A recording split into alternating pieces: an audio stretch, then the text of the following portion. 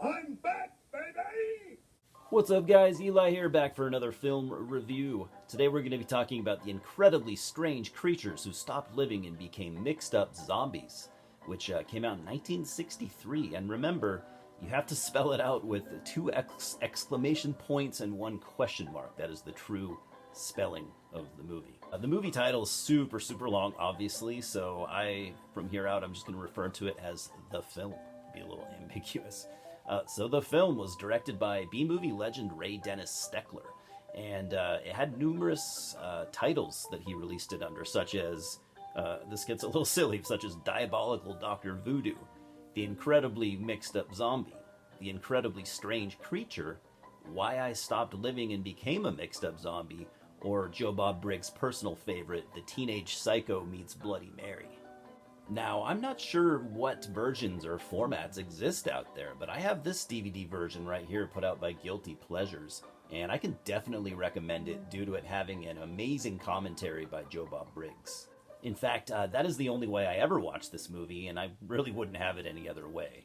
Despite this being a low-budget B movie, it had some people work on it who would go on to do really big things, like the ever-influential director of photography, Joseph V. Maskely, and camera operator Vilmos Zsigmond, who would go on to win an Oscar for his cinematography work on Close Encounters of the Third Kind. His assistant Laszlo Korvacs would also, later on, he would shoot Easy Rider. So Ray Dennis Steckler was working with a $38,000 budget, which not that much, obviously, even for 1963, but it was the largest of his career. So this was the biggest budget movie he ever made, which watching it, you'd be like, wow, what do his other movies look like? So here we have Madame Estrella, a carnival fortune teller who turns her enemies into monsters, basically, by just disfiguring them with acid and keeping them locked up in the back of her booth. She meets Jerry, this kind of young slacker, type guy, and she hypnotizes him into a zombie to serve her and her hunchback assistant. The film was advertised as a monster musical, as it does have, choreographed dance scenes sprinkled throughout the movie. Steckler had a lot of ambition here. I'd say he did as much as he possibly could with his budget. Steckler also plays the main character, Jerry, under his acting name Cash Flagg. His wife, Carolyn Brandt, is the dancer in the first musical scene. She's actually in a couple of scenes. And she would actually be known to be in most of Steckler's films. So I gotta say, on that note, do you think Rob Zombie might be a Ray Dennis Steckler fan? I think there's a good possibility of that, right?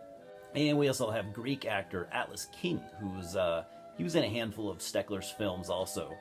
He seemed to really believe in Steckler's work and reportedly was very supportive, even to the point of contributing a little bit financially to this film.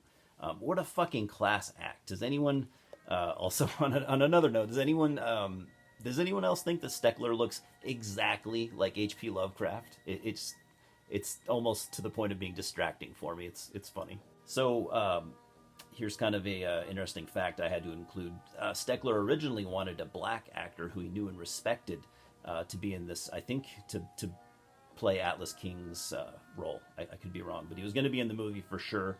And he was basically forced to not use him, since back then using black actors hurt the box office sales of your movie, because many people in the South still had a problem with that, and so the movie would make less money in the box office, which is 1963, right? So I gotta say, I really enjoyed Steckler's directing here, and the camera work is really cool considering the relative lack of experience of the crew at the time. But it's no surprise that most of them would go on later to do great things.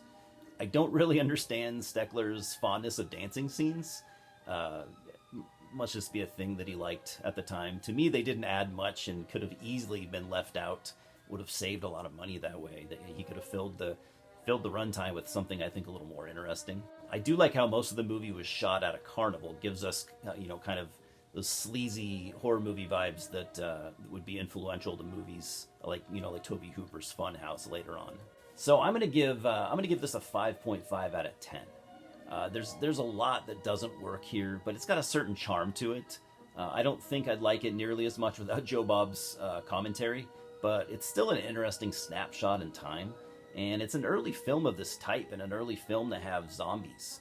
Although we wouldn't have zombies as we know them now until George Romero came along, of course, a couple years later. So, anyways, have you guys seen this movie? Are you a fan of it? Are you a fan, or are you familiar with Ray Dennis Steckler's work at all? This is the only movie of his that I own, and the only one that I've seen. But I'm open to checking out maybe one or two more. So, anyways, guys, let's talk about it. I appreciate you stopping by as always. We'll talk soon. Fucking cheers.